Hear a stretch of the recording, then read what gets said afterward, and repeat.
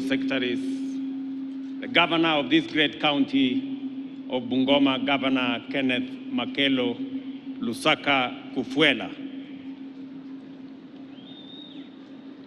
MCAs and the Speaker of Bungoma County.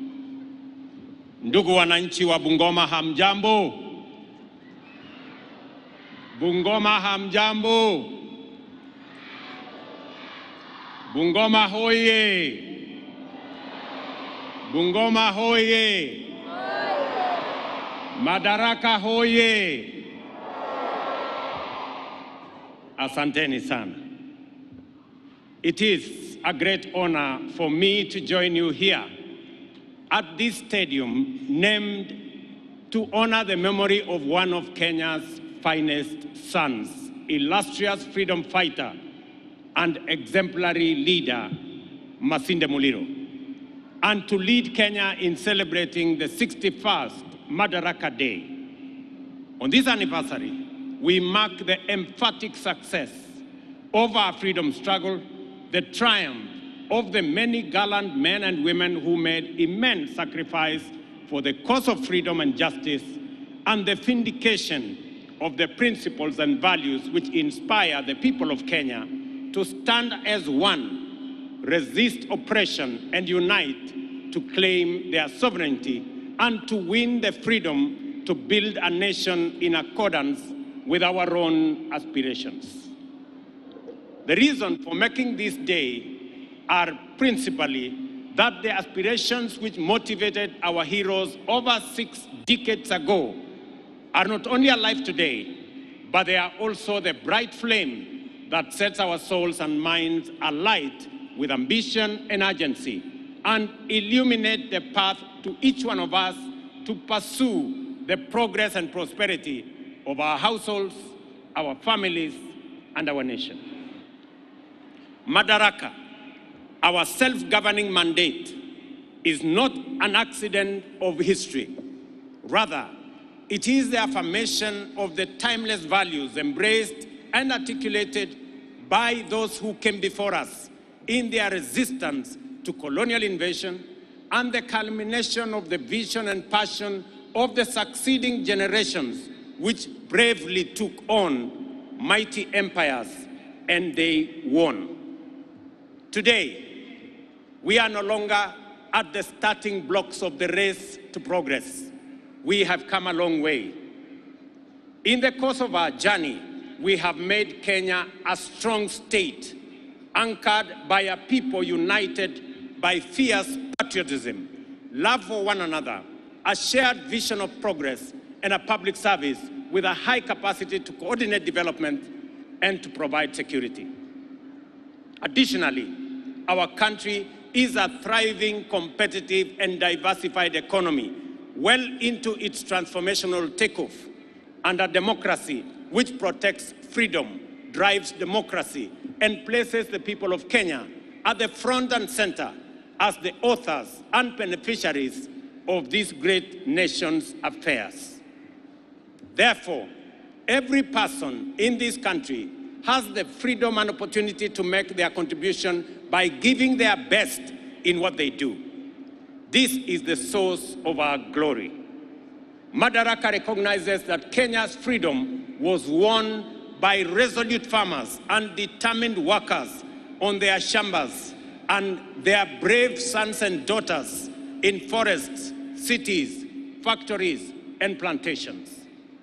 Madaraka reminds us not to look down upon the labors of others, regardless of their occupation, because work makes a great people and a strong nation. Rather, Madaraka encourages us to do whatever we must to honor and support everyone who works, because that is the best way of achieving prosperity and security in a nation. Madaraka Day celebrates the birth of a nation out of the totality of the labors of millions of its people. Today, ladies and gentlemen, is the day to remember that work is important. Every hustle matters, and that nation building is a bottom-up affair.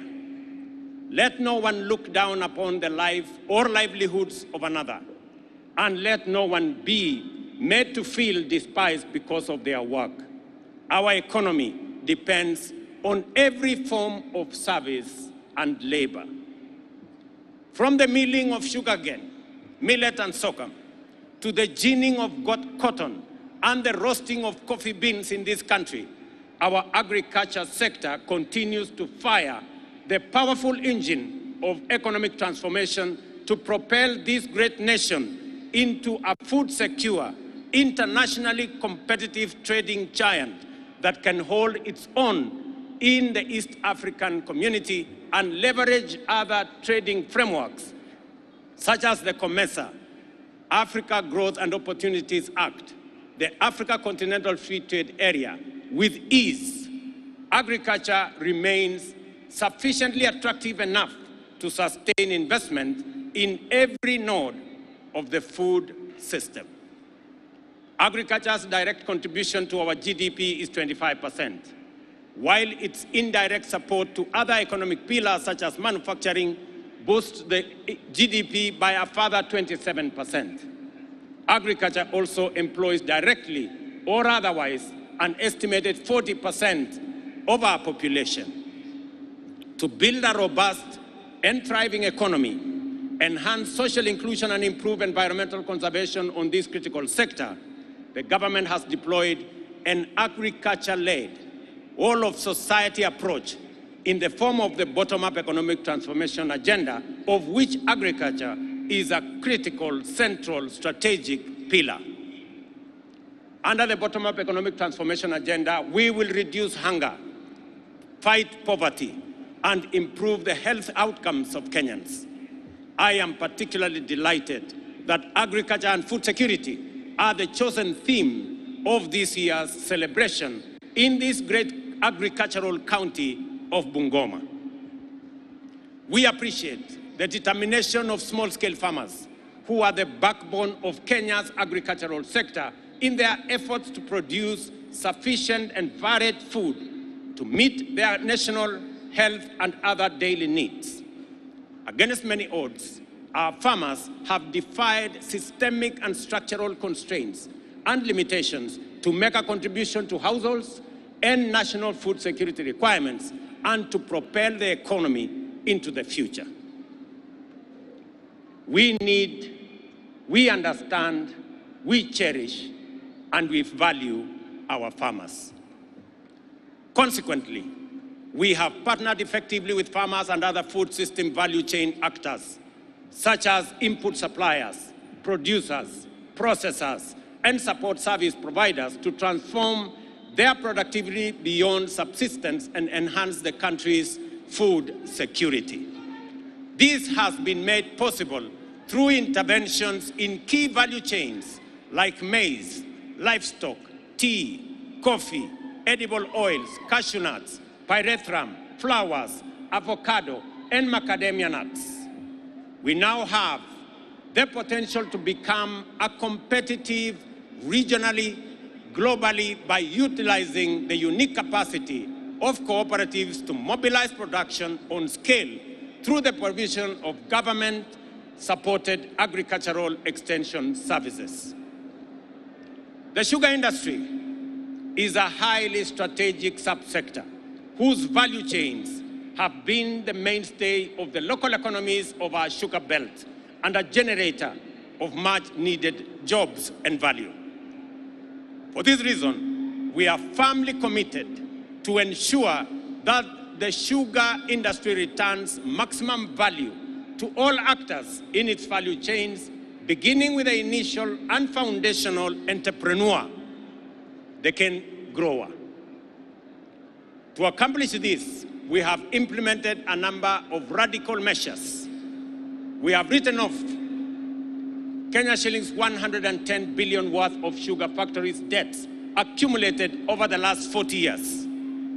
A new leasing model that will guarantee prompt payment for cane deliveries by farmers.